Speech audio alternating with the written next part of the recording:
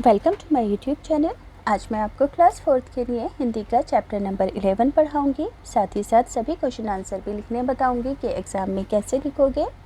तो बिना time waste किए पढ़ना स्टार्ट करते हैं।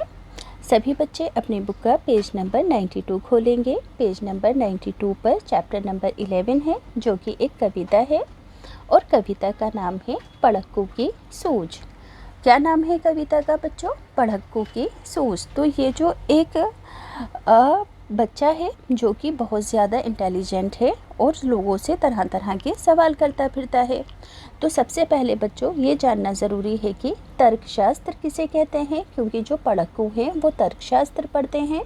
तो बच्चों तर्कशास्त्र पढ़ने का मतलब होता है कि ऐसी पढ़ाई पढ़ना जिसके अंदर हर बात तर्क देकर, सबूत देकर, रीज़न के साथ पेश की जाती है, उसे तर्कशास्त्र की पढ़ाई कहते हैं।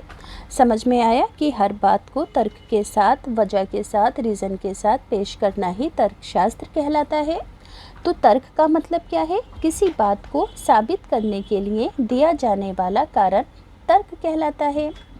अब बच्चों कविता पढ़ती हूँ।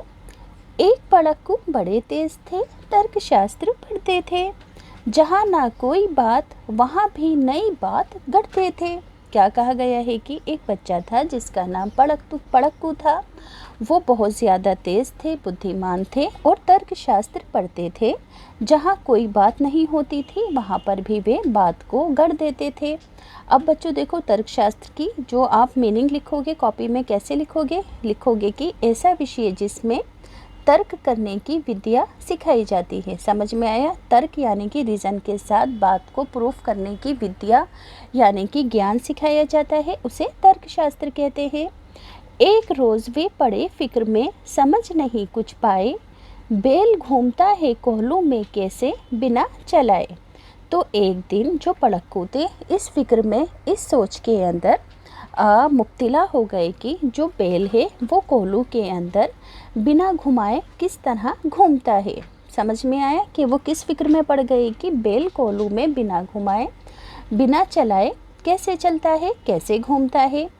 कई दिनों तक रहे सोचते, मालिक बड़ा गजब है। सिखा बेल को, रखा इसने निश्चय कोई ढब है। ढब कहते हैं बच्चों ढंग को, निश्चय यानी कि पक्का। तो यहाँ पर वो कई दिन तक पढ़क्कू ये सोचते रहे कि इस बेल का जो मालिक है वो बड़ा ही गजब है, बड़ा ही इंटेलिजेंट है। उसने बेल को कोई तरीका सिखा रखा है कि कोहलू के अंदर किस तरह से घूमना है, कैसे काम करना है।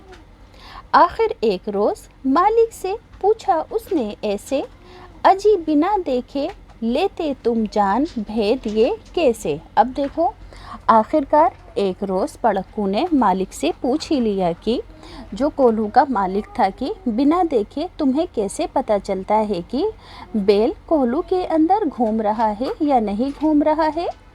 तुम इस चीज़ का भेद यानी कि राज किस तरह जान लेते हो, क्योंकि तुम अंदर बैठे होते हो और कोहलू बाहर होता है। तो तुम्हें कैसे पता चलता है कि बेल कोहलू के अंदर घूम रहा है। कोहलू का ये बेल तुम्हारा चलता या अड़ता है, रहता है घूमता, खड़ा हो या पागुर करता है। तो क्या पूछता है पढ़क्कू? पढ़क्कू कहता है कि जो कोहलू का तुम्हारा बेल है ये चलता है या एक जगह अड़ा खड़ा रहता है, या घूमता है या खड़ा रहता है, ये तुम्हें कैसे पता चलता है। मालिक ने ये कहा, अजी इसमें क्या बात बड़ी है, नहीं देखते क्या गर्दन में घंटी एक पड़ी है। अब पढ़क्कू से कोहलू का मालिक क्या कहता है कि इसमें कौन सी बड़ी बात है, क्या तुमने नहीं देखा कि बेल के गले के अंदर एक घंटी पड़ी होती है। इसकी आवाज़ सुनकर मुझे पता चल जाता है कि बेल कोहलू के अंदर घूम रहा है, और जब आवाज़ आनी बंद हो जाती है तो मैं समझ जाता हूँ कि बेल अड़कर खड़ा है, वो कोहलू में नहीं चल रहा है। जब तक ये बसती रहती है मैं ना फिक्र करता हूँ, हाँ जब बसती नहीं दौड़कर तनिक पूछ धरता हूँ। तो देखो यहाँ पर मालिक क्या कहता है कि जब तक घंटी बजती रहती है मुझे कोई फिक्र नहीं होती, मगर जब घंटी नहीं बजती है तो मैं दौड़कर जाकर देखता हूँ और बेल को घूमने को कहता हूँ। उसकी दौड़कर तनिक पूछ धरता हूँ, यानी कि उसे जाकर जल्दी से चलने को कहता हूँ। कहा पड़क्कू ने सुनकर, तुम रहे सदा के कोरे, बेवकूफ़ मंतिक की बातें समझ सकोगे थोड़े। अब पड़क्कू क्या बोला? कोहलू के बेल का जो मालिक था उसकी बात को सुनकर कि तुम सदा के कोरे हो, बेवकूफ़ हो, मंतिक की बातें तुम मंतिक की यानी कि बड़ी बड़ी बातें तुम नहीं समझ सकोगे। अगर किसी दिन तुम्हारा जो बैल है सोच समझकर अड़ जाए, चले नहीं, बस खड़ा खड़ा गर्दन को खूब हिलाए, तो तुम क्या करोगे? घंटी टुन टुन खूब बजेगी, तुम ना पास आओगे, मगर बूंद भर तेल सांझ तक भी क्या तुम पाओगे। अब देखो पड़क्कू क्या कहता है कोहलू के बैल के मालिक से कि अगर बैल तुम्हारा चालाकी करे और एक जगह खड़ा रहे, अपनी गर्दन हिलाता रहे, तो तुम्हें घंटी की आवाज़ सुनाई देती रहेगी और तुम समझोगे कि बैल अपना काम कर रहा है, मगर शाम तक तुमको एक बूंद भी तेल नहीं मिल पाएगा। मालिक थोड़ा हंसा और बोला कि पड़क्कू जाओ, सीखा है ये ज्ञान जहाँ पर वहीं इसे फैलाओ। अब पड़क्कू की बात को सुनकर मालिक क्या कहता है पड़क्कू से कि तुम यहाँ से चले जाओ, जहाँ से तुमने इस ज्ञान को सीखा है वहीं पर अपने इस ज्ञान को फैलाओ, क्योंकि ऐसा पॉसिबल नहीं था कि बैल ऐसा करता कि वो एक जगह खड़ा रहकर अपनी गर्दन हिलाता रहता। यही सब कुछ ठीक ठाक है, ये केवल माया है, बैल हमारा नहीं अभी तक मंतिक पढ़ पाया है। यानी कि मालिक कहता है पड़क्कू से, जो हमारा बैल है वो सीधा साधा है, उसने अभी तक मंतिक नहीं पढ़ा है, जो तुम सोच रहे हो वो केवल सोचने की माया की बात है, ऐसा नहीं है। इसलिए तुम अपने इस ज्ञान को वहीं पर फैलाओ जहाँ पर तुमने इस ज्ञान को सीखा है। तो बच्चों इस कविता को लिखा है रामधारी सिंह दिनकर ने। किसने लिखा है? रामधारी सिंह दिनकर ने। अब बच्चों चैप्टर के क्वेश्चन आंसर हैं, किस तरह से लिखोगे मैंने ऑलरेडी लिख दिया है, पढ़कर सुनाती हूँ। कविता में कहानी, तो पड़क्कू की सोच कविता में एक कहानी कही गई है, इस कहानी को अपने शब्दों में लिखना है, यानी कि इस पूरी ही कविता का मतलब आपको अपने शब्दों में लिखना है। तो कैसे लिखोगे? एक पड़क्कू व्यक्ति था जो बहुत बुद्धिमान था, वे तर्कशास्त्र पढ़ता था। जहाँ कोई बात साबित करनी होती वहाँ वे तुरंत तर्क यानी कि रीज़न कारण देकर साबित कर देता था बात को। उसने देखा कि कोहलू में बैल अपने आप घूम रहा है, बैल के मालिक ने इसे कोई तरकीब सिखा दी होगी। अब पड़क्कू ने आदमी से पूछा कि तुम्हें कैसे पता चला है बिना देखे कि बैल घूम रहा है या फिर खड़ा है। मालिक ने बताया, बैल के गले में जो घंटी है उसकी आवाज़ सुनकर मुझे पता चल जाता है कि बैल घूम रहा है। अब पड़क्कू ने कहा कि अगर तुम्हारा बैल सिर्फ गर्दन हिलाता रहे और शाम तक ऐसा ही खड़ा रहे, तब तुम्हें एक बूंद भी तेल नहीं मिलेगा। तो मालिक ने हंसकर पड़क्कू से बोला, जहाँ से तुमने ये ज्ञान सीखा है वहीं जाकर उसे फैलाओ, क्योंकि अभी तक तर्कशास्त्र नहीं पढ़ा गया है। यानी कि उसे वहीं फैलाओ क्योंकि बैल अभी तक तर्कशास्त्र नहीं पढ़ पाया है, वे इतना ही सोच सकता है। क्या कहा बैल के मालिक ने पड़क्कू से कि बैल अभी तक तर्कशास्त्र नहीं पढ़ पाया है, वे केवल इतना ही सोचता है, इसलिए अपना ज्ञान तुमने जहाँ से सीखा है उसे वहाँ पर फैलाओ। तो बच्चों स्क्रीनशॉट लेकर पूरा ही आंसर अपनी कॉपी में ध्यान से लिख देना। अब बच्चों आगे है कवि की कविताएं। तीसरी कक्षा में तुमने रामधारी सिंह दिनकर की कविता पढ़ी थी, मिर्च का मज़ा। अब तुम्हें उन्हीं की कविता पड़क्कू की सोच पढ़ी है, जो अभी कविता लिखी है वो भी रामधारी सिंह दिनकर ने लिखी है, पड़क्कू की सोच। तो दोनों में से कौन सी कविता पढ़कर तुम्हें ज़्यादा मज़ा आया? चाहो तो तीसरी की किताब फिर से पढ़कर आप देख सकते हो। तो बच्चों इसका आंसर मैंने लिखा है कि दोनों में से मुझे पड़क्कू की सोच कविता ज़्यादा मज़ेदार लगी। अगला प्रश्न है, तुम्हें काबुली वाला ज़्यादा अच्छा लगा या पड़क्कू, या कोई भी अच्छा नहीं लगा? मुझे दोनों ही बड़े अच्छे और मजाकिया लगे।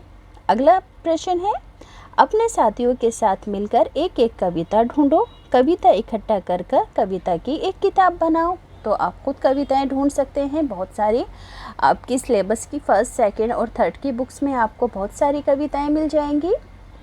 आगे है मेहनत के मुहावरे। कोहलू का वो बेल ऐसे व्यक्ति को कहते हैं जो कड़ी मेहनत करता है या जिससे कड़ी मेहनत करवाई जाती है, ऐसे व्यक्ति को कोहलू का बेल कहते हैं। मेहनत और कोशिश से जुड़े कुछ मुहावरे नीचे दिए गए हैं, इनका आपको वाक्यों में इस्तेमाल करना है। तो पहला है मुहावरा दिन रात एक करना। तो इसका वाक्य लिखोगे कि परीक्षा में अच्छे नंबर लाने के लिए मोनू ने दिन रात एक कर दिया। अगला है पसीना बहाना। तो वाक्य होगा किसान खेतों में पसीना बहाकर फसल उगाते हैं। एड़ी चोटी का जोर लगाना। तो एड़ी चोटी का जोर, सफलता उन्हीं को मिलती है जो एड़ी चोटी का जोर लगाते हैं। तो बच्चों यहाँ पर मैंने तीनों ही वाक्य लिख दिए हैं। आगे है पड़क्कू।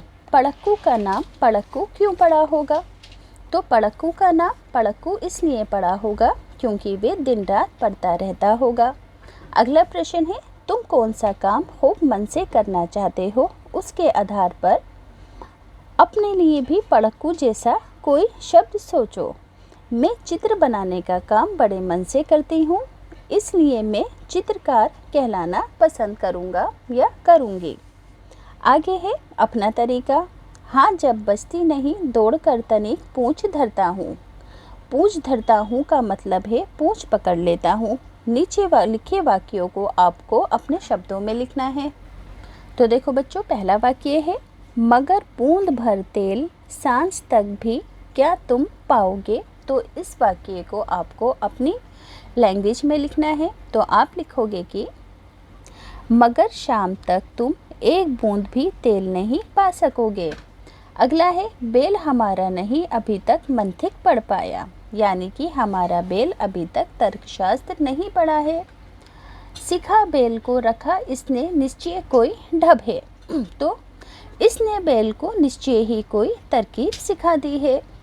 जहाँ ना कोई बात वहाँ भी नई बात घड़ते थे। तो इसका मतलब है जहाँ कोई बात नहीं वहाँ भी नई बात बना लेते हैं। तो बच्चों वीडियो पॉज करके सभी आंसर अपनी कॉपी में ध्यान से लिख देना।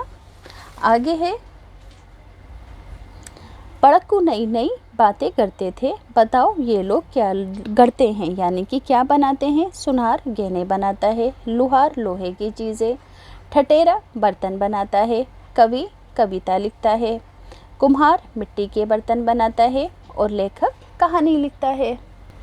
अब बच्चों लास्ट है नीचे दिए गए शब्दों के अर्थ अक्षर जाल में आपको खोजने हैं। देखो ढब, ढब का मतलब क्या होता है तरीका, तो इनको गोला लगा दोगे तरीका की स्पेलिंग पर। भेद, भेद का मतलब होता है राज। गज़ब का मतलब होता है कमाल। मंतिक का मतलब है तर्कशास्त्र। छल कहते हैं धोखा को। तो बच्चों यहाँ से ये चैप्टर पूरी तरह कंप्लीट होता है। अगर आपको अच्छे से समझ में आया हो तो प्लीज़ चैनल सब्सक्राइब करना, वीडियो को लाइक करना